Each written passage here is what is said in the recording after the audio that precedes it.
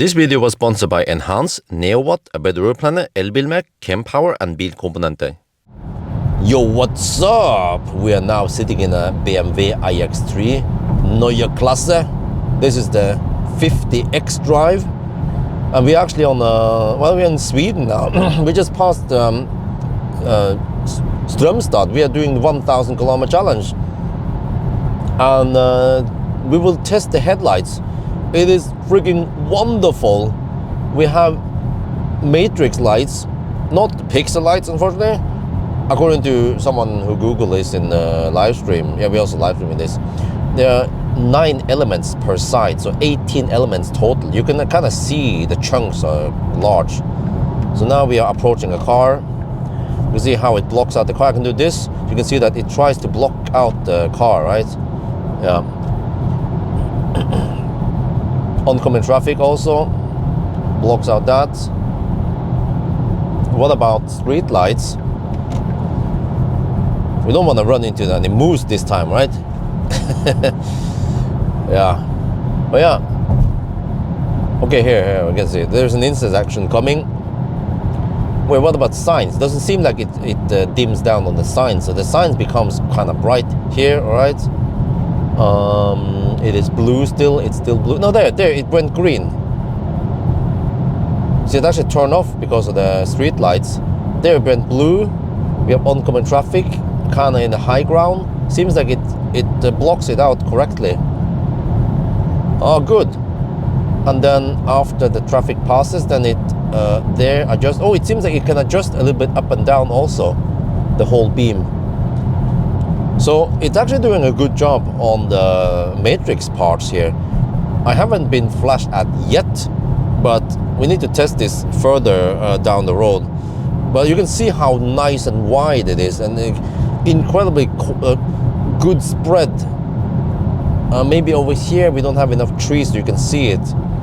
But if I turn it off and turn it on, okay, now it's like, okay. I think it's actually better if I pull it against me.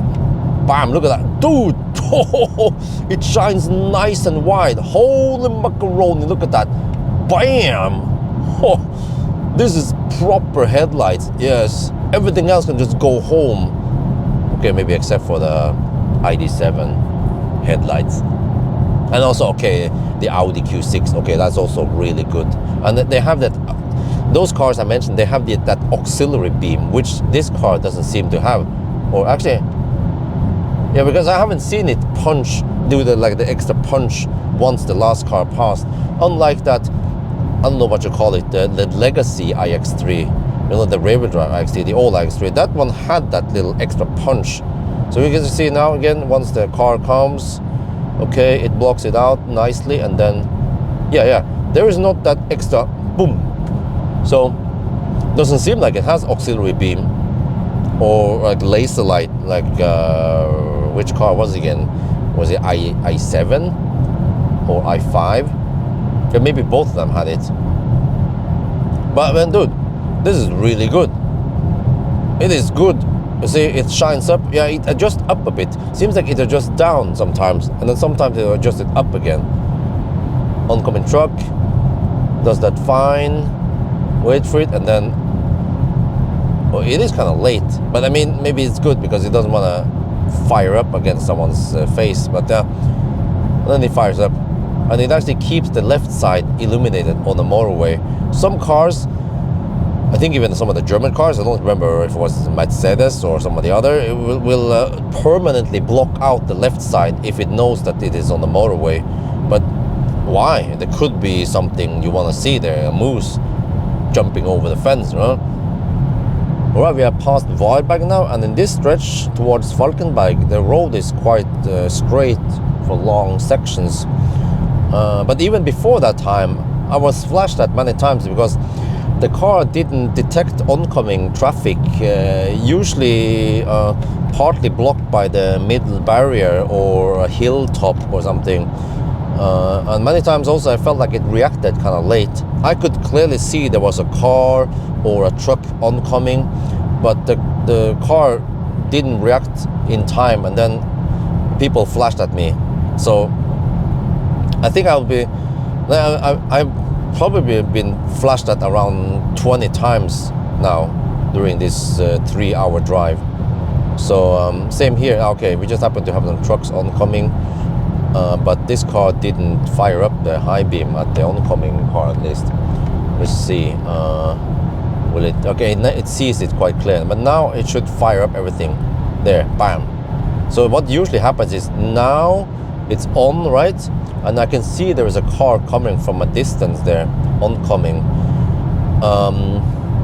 This car is probably pre-programmed that it won't turn down the lights yet. But then oncoming cars, they prefer to have it off. So they're probably gonna flash. No, okay, it didn't. All right. So it's like sometimes it happens, sometimes it doesn't happen. So I'm not sure if I need to test more of this, of the highway test. I think it's now more interesting to see on the twisty parts around Yes Home. Wait, one more. Okay, there. So see, there's a bridge and some pylons. So then behind it, it fires it up, but then it finds out afterwards, oh, the car is still there. So it seems like it doesn't use any AI. It's not that smart. It just bases on sensors or like I don't know, input light. Because we could clearly see that there is a car going behind the bridge, and then it will come back. But I don't know. This system might not be that smart. Maybe we need better vision, better cameras, and more AI to detect things. But well, actually, okay, before I was going to end, we can see now. I want to see what's going to happen. After the truck, there is a car in the distance. There, this car fired up full beam against that oncoming car. And eventually he's going to be a little bit annoyed, pissed, and then he will fire up high beam. No, the car turned off. So I've shown you some cases where it actually did not make any problems. But there's been plenty of cases it didn't catch on camera where they flashed at me. Alright, we're now back in Yes Home at night. I'm gonna see what it looks like over here in the smaller B roads. So let me see, I have it set on, where is it, an auto? Okay, now it's on auto, the lights. Okay, so as long as there's street lights, then it stays on low beam, and then eventually, wait, huh? What? There, boom! Oh, holy macaroni! This is good, man. Look at that. Oh, nice and wide. Shines actually quite high, also. Wow, this is impressive. Now, let me check something. What about? Well, let me see on the side of the car. Okay, you can't see this on camera, but I noticed it when I was parked. There. Wow, it actually shines to the side quite well. Can I show you guys it? Let me try something here. Okay, sorry, I'm gonna do this. Okay, there. All right. So you see, if I go in drive, it changes. When you go park. Okay, let me go drive now. I'm gonna drive, and then when I drive forward, it will be kind of more dim, right? There, you see it clearly. Then if I slow down, look at that. So it actually refocuses the beam as you drive. Just like that, what I've seen in EQS. There, then it goes off, and then it focuses more towards the front. Okay, we proceed now. Wait, there's an animal. I saw the reflection of the light. Wait, in the trees there. Oh, wait. Okay. Wow, look at this. It's so nice and bright and wide. So even if you go on these twisty roads, you see so nice and clearly all around you. We'll spot any animals. Wow, let me see. Yeah, so here I can kind of see that it changes focus. Wait, how does it do it? Oh, okay, then it goes too slow. Okay, I mean, focus it. Now force it on. Yeah, there, you kind of see it there. So even though the lights doesn't physically turn, because that will probably be, oh, moose! It's too focused on the lights. Man, there was a freaking moose by the road there. But wait, I saw that also in the previous, when I saw some reflection. I usually see a reflection in the eyes. It was reflecting red back to me. Wait, normally I don't see red reflected back.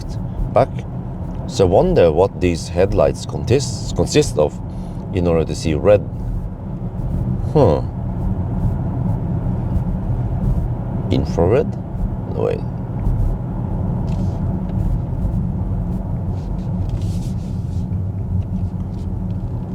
Wait, I don't know why. Huh? I suddenly noticed that the headlight icon has fog light automatically on now. Could maybe be because the car detected slight fog or low temperature. But that's strange. Let me check the light settings here. Yeah, it seems like it's the fog lights are actually automatically illuminated for some reason. That was the one you saw on the side. Okay, that's strange. Let's just go for regular headlights without fog lights. Focus on that. Okay, let's proceed the route. So if I now go, let me see it there, let me just switch. So if I go in the automatic mode, as long as we are driving on these roads, then it stays on at a certain speed. And then when we slow down, then it goes off. Okay, let me check the spread here. Dude, oh shit. Yeah. There. Okay, when I go high beam, I see that I get less light on the side, and now I get more light wider, closer to me. So could be that maybe there's a maximum output here, and that's why it refocuses. Or it actually wants to turn off lights close to you, so you see clearer further away. Yeah, but this is next level, man. Similar to what I've seen in the other BMW, like the i7 or the i5, incredibly good headlights. And every time I test some other brands and I say that, you know, the German cars, they are the best. Well, you should watch this video. This is next level. This is proper good headlights. Wow. Okay, anyway, let's just finish the loop. So let's see, but you can have it forced on also. If you do this, now it's on automatic, then you see that it will turn it on and off a little bit. But if you pull it away from you, push it rather, there, then you force it on. You can also do that, and if you pull it away again, then you toggle it to automatic and then force on. So yeah, oh man, really good headlights. It seems like it lacks that auxiliary beam that I've seen in the ID7 and also actually the old iX3. So I mentioned this also before, but yeah. So, but this is okay. Maybe what I've seen in auxiliary beam seems to be extra punchy, but this is still really good. I would give it maybe 9.5 out of 10. And then those cars like the Audi Q6 and the ID7 with the auxiliary beam, that's just 10 out of 10. But this is also right on par with the best of the best, of course, because it's German. Anyway, that's gonna be it for now. I hope you guys enjoyed this video. As always, thank you for watching and talk to you later.